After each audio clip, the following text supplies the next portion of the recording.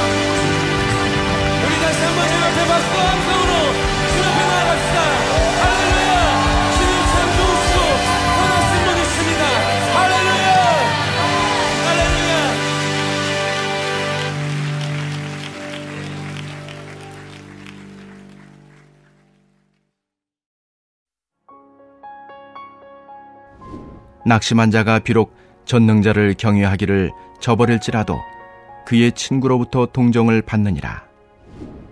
내 형제들은 개울과 같이 변덕스럽고 그들은 개울의 물살같이 지나가노나 얼음이 녹으면 물이 검어지며 눈이 그 속에 감추어질지라도 따뜻하면 마르고 더우면 그 자리에서 아주 없어지나니 대상들은 그들의 길을 벗어나서 삭막한 들에 들어가 멸망하느니라.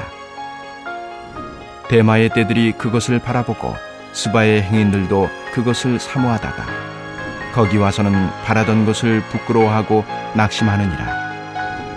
이제 너희는 아무것도 아니로구나. 너희가 두려운 일을 본즉 겁내는구나. 내가 언제 너희에게 무엇을 달라고 말했더냐?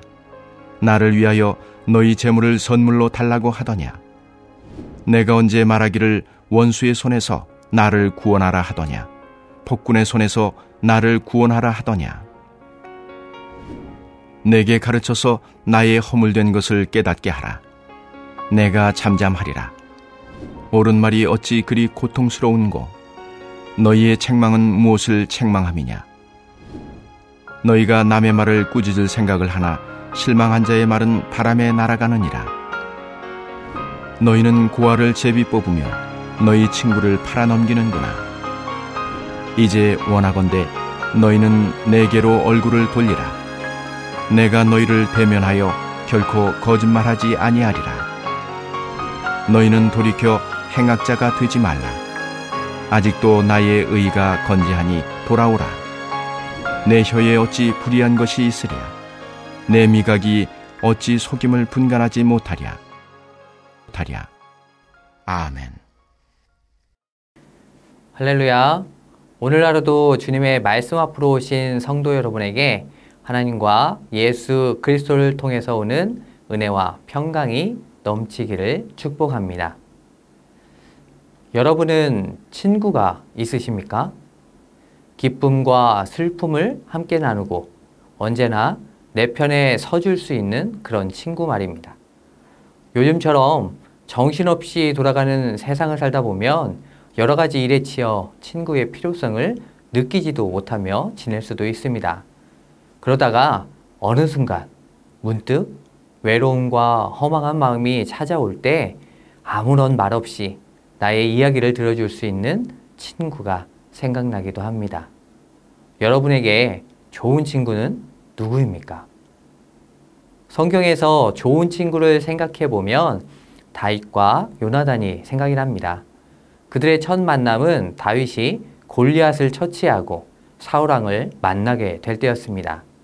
그때의 장면을 성경은 이렇게 말합니다. 다윗이 사울에게 말하기를 마침에 요나단의 마음이 다윗의 마음과 하나가 되어 요나단이 그를 자기 생명같이 사랑하니라. 그리고 이후에 다윗은 군대 장관이 되고 사울의 딸 미갈과 결혼을 하게 되면서 요나단과 더욱 가까운 사이가 되었습니다. 이렇게 그들의 우정은 더욱 깊어져 갔습니다. 그런 이들에게도 위기가 다가왔습니다. 이스라엘의 왕인 사울이 다윗을 시기하여 죽이려고 하였기 때문입니다. 때때로 창을 던지며 다윗을 시시탐탐 죽이려 했던 사울은 이제 다윗을 죽이라고 신하들에게 명령합니다. 이 말을 들은 요나단은 다윗에게 이 사실을 알려주고 은밀한 곳에 숨어 있게 합니다. 이렇게 요나단은 다윗의 살 길을 열어주었고 둘은 언약을 맺으며 아쉬운 이별을 하게 됩니다. 사실 따지고 보면 요나단에게 다윗은 자신의 왕위를 위협하는 존재였습니다.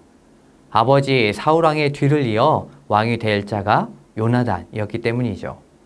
하지만 요나단은 왕위보다도 다윗이 더 소중했습니다. 그래서 자신의 것을 내려놓고 포기하면서도 우정을 선택한 좋은 친구였습니다. 욥기에서는 욥의 세 친구가 나옵니다. 엘리바스, 빌닷, 소발이 그들인데요. 그들은 욥을 위로하려고 욥에게 찾아옵니다. 친구들을 본 욥은 자신의 상황과 모습에 대하여 탄식을 하게 됩니다. 이 말을 들은 대만 사람 엘리바스는 4장과 5장에 걸쳐 욥에게 충고를 합니다. 그리고 이어진 6장에서는 욥이 엘리바스의 말을 듣고 대답하는 장면입니다. 앞선 1절부터 13절까지는 욥이 참을 수 없는 고통에 대해서 이야기했다면 14절부터 30절까지는 무정한 친구들에 대한 질책을 다루고 있습니다. 욥은 견딜 수 없는 고통 가운데 있는 것도 힘이 들었지만 욥을 위로한다고 온 친구들의 말을 듣는 것은 더 힘든 일이었습니다. 지금 이 세 친구는 욥에게 어떤 친구일까요? 욥이 친구에 대하여 어떻게 말하는지를 들어보겠습니다. 14절의 말씀입니다. 낙심한 자가 비록 전능자를 경외하기를 저버릴지라도 그의 친구로부터 동정을 받느니라. 욥은 고난 중에 있는 자신을 위로하지는 않는 친구에 대해서 크게 실망하고 있습니다. 친구들은 분명 욥을 위로하기 위해서 찾아왔습니다. 그런데 욥이 고통 중에 탄식하는 말을 듣자 친구들은 욥을 책망하였고 고난당한다는 이유만으로 욥을 정죄했습니다. 15절부터 20절을 통해 욥은 이러한 친구들을 개울에 비유합니다. 중동의 개울은 우기에는 물이 가득 흘러 넘치지만 건기가 되면 바싹 말라져서 그 흔적도 찾기가 힘듭니다. 이렇게 변덕스러운 개울 때문에 대상인 대마 상인들과 스바의 행인들이 물을 찾으러 왔다가 멸망당한다고 표현하고 있습니다. 그것처럼 욥은 친구들에게 우정이 있는 위로를 기대했으나 그렇지 못함으로 오는 배신감에 대해서 말하고 있습니다. 여기에서 좋은 친구는 변하지 않아야 한다는 것을 알게 합니다. 늘 변하지 않는 친구, 한결같은 친구가 좋은 친구입니다. 21절부터 30절에서 욥은 친구들을 책망하며 요구합니다. 이 부분은 크게 세 부분으로 나누어서 볼 수 있는데요. 먼저 21절부터 23절은 이해관계를 생각하는 친구를 탓합니다. 욥은 지금 고난 중에 있습니다. 친구들은 그의 모습을 보면서 하나님의 형벌로 여겼습니다. 그래서 욥을 위로하고 공감한다면 자신들 또한 형벌을 받을 수 있다고 염려하였던 것이죠. 욥도 이런 친구들의 모습을 보면서 내가 뭘 달라고 했냐? 돈이라도 달라고 했어? 나를 구해달라고 했어? 라고 말을 합니다. 이런 친구들은 내가 잘 나갈 때는 옆에 있지만 내가 어려울 때가 되면 혹시 자신에게 피해가 될까봐 피하는 사람들입니다. 그렇기에 우리에게 좋은 친구란 희노애락을 함께하는 친구입니다. 기쁨을 함께할 줄 알고 때론 자신에게 피해가 되더라도 함께하며 돕는 친구가 좋은 친구입니다. 24절부터 27절에서 욥은 자신의 결백함을 주장합니다. 자신의 잘못이 있다면 구체적으로 밝혀보라고 합니다. 인생을 살면서 고통이 너무 심하면 때로는 생각지도 않은 불평과 원망이 나오기도 합니다.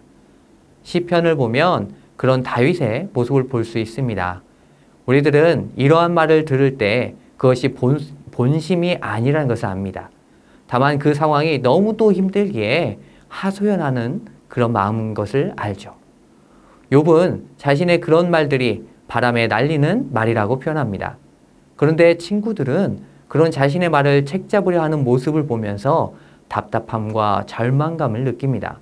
그리고 그러한 무정한 모습을 고아를 파는 악덕 상인의 모습과도 같다고 비판합니다. 좋은 친구란 바른 말을 해주는 자가 아니라 친구의 사정을 충분히 이해하고 공감하는 친구입니다. 그가 하는 말의 속뜻을 알아듣고 그 뜻을, 그 마음을 알아주는 친구입니다. 마지막으로 28절부터 30절에서 욥은 자신을 다시 한번 믿어주길 바라며 말합니다. 자신을 죄인으로 정죄하지 말고 자신의 말을 듣고 믿어주기를 요청합니다. 욥은 누구보다도 정직한 삶을 살아왔습니다. 지금껏 그의 삶의 모습을 본 친구들이라면 당연히 욥을 믿어주고 그 말을 들어주어야 했습니다. 하지만 친구들은 하나님께서는 악인을 벌하신다는 사고의 틀에서 벗어나지 못해서 욥을 믿어주질 못했습니다. 우리도 인생을 살다 보면 때론 억울한 오해를 받을 때가 있습니다. 아무리 진실을 이야기해도 변명으로 취급하며 들어주지 않는 것이죠. 이럴 때 뭐라고 합니까? 아직도 나를 몰라? 라고 오히려 반문하게 됩니다. 좋은 친구란 눈앞에 벌어진 결과만을 가지고 판단하지 않고 그 친구를 먼저 생각하는 사람입니다. 친구의 됨됨이를 알기에 그가 어떤 일을 했을 때에는 그만한 사정이 있다고 여겨주는 친구입니다. 사랑하는 성도 여러분, 여러분의 인생에는 모든 것을 함께 할 수 있는 좋은 친구가 있습니까? 있다면 정말 행복한 일일 것입니다. 누구보다도 든든하고 믿음직스럽기에 더욱 그렇습니다. 혹시 이런 친구가 없다고 하더라도 너무 실망하지 마십시오. 우리에게는 누구보다도 더 좋은 친구가 있습니다. 예수님께서 우리에게 좋은 친구가 되어 주신다고 약속하셨습니다. 사실 아무리 좋은 친구라도 한계가 있기 마련입니다. 내 모든 것을 알 수 없기 때문이죠. 하지만 예수님께서는 누구보다도 우리를 잘 아시고 우리의 모든 것을 이해하십니다. 때론 우리가 주님을 배반할지라도 포기하지 않으시고 기다리시며 너무도 귀한 생명을 버리면서까지 우리를 사랑하셨습니다. 그 예수님께서 우리를 종이라 부르지 아니하시고 친구라 불러주십니다. 누구에게도 말할 수 없는 문제 가운데 있는 분이 계시다면 참 좋은 친구이신 예수님께 나아가십시오. 내 힘으로 해결할 수 없는 문제가 있다면 예수님께 나아가십시오.